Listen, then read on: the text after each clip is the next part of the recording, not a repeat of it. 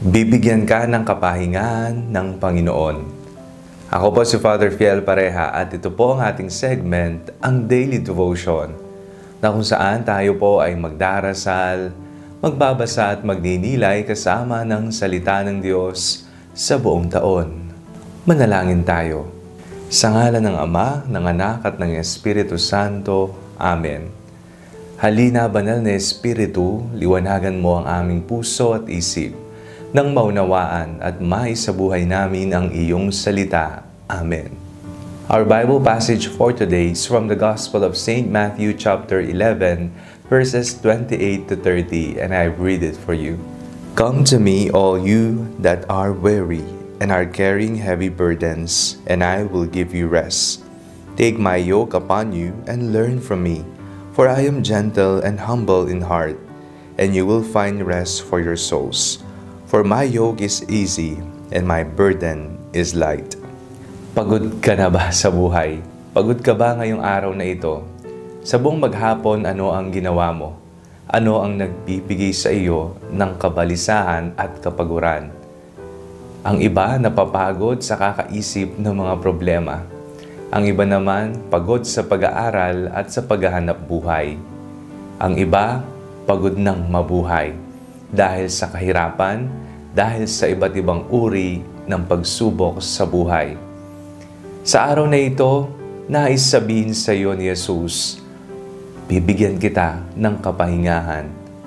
Ang iyong pagod ay papawiin ko. Sasamahan kita sa pagpisan ng mga problema mong mabibigat sa iyong buhay. The Lord Jesus said in the Gospel for today, "Come to me, all you that are weary and are carrying heavy burdens, and I will give you rest."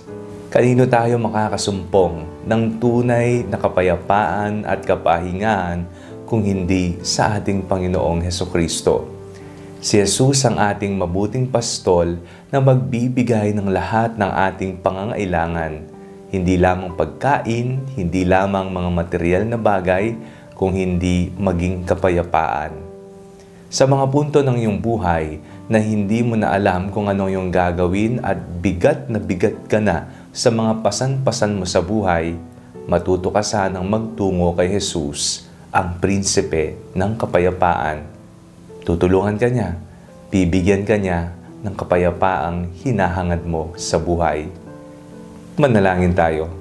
Panginoong Hesukristo, pagkalooban niyo po kami ng kapayapaan sa aming puso at isip. Nang sa ganoon, makayanan namin ang mga pagsubok na aming kinakaharap sa araw-araw naming buhay. Amen. Sa ngalan ng Ama, ng Anak, at ng Espiritu Santo. Amen.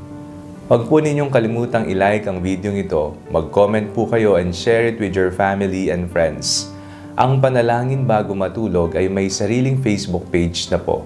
Huwag niyo pong kakalimutang mag-like at mag-follow dito, and do not forget to subscribe to our YouTube channel.